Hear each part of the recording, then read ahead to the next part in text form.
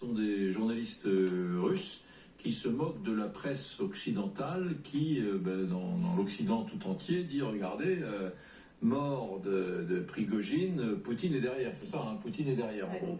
Et donc ils disent voilà, ils ont tous repris en boucle les éléments de langage.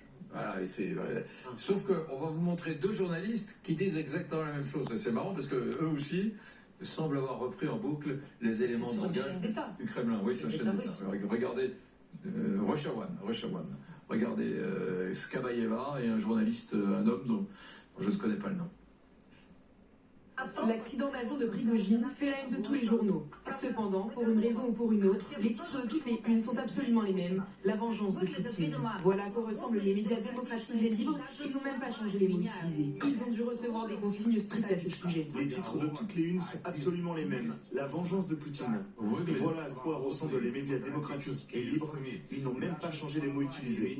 Ils ont dû recevoir des consignes strictes à ce sujet. Vous avez reçu des consignes de Biden, c'est Joe Biden. Surtout qu'on a été obligé de faire le titre en 10 minutes, puisque comme vous le savez, on a appris, c'était effectivement lui dans l'avion assez tardivement. Il fallait aller très vite, parce qu'on a des contraintes de bouclage, pour rentrer dans le détail de notre cuisine, si vous voulez. Donc effectivement, on a titré l'ombre de Poutine derrière le crash de l'avion de Prigojine.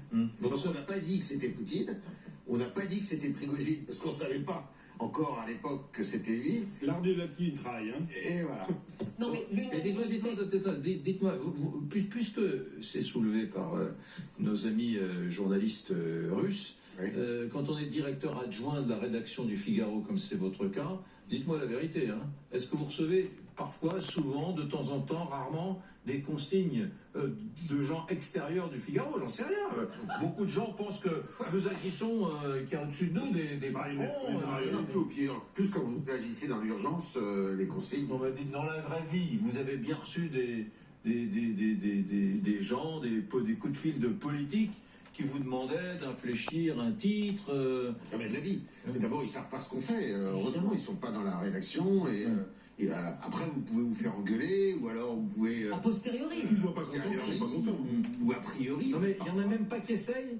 Mais si, tout le monde essaye. Évidemment. Voilà, Mais il y a aussi des décideurs économiques, vous pouvez avoir des responsables de fédérations de sport, enfin, vous êtes sous la pression de tout le monde, mais comme vous d'ailleurs. Heureusement, on est complètement hermétique. Eric, les éléments de langage, c'est de la communication. En France aussi, on vous donne des éléments de langage dans les dossiers de presse, mais c'est pas parce qu'on nous donne des éléments de langage qu'on va les suivre. Sûrement pas. Nous, on fait du journalisme, on fait pas de la communication. Mais ce que je voudrais dire, c'est simplement, oui, c'est très important de rappeler. Le journalisme n'est pas de la communication et de la propagande.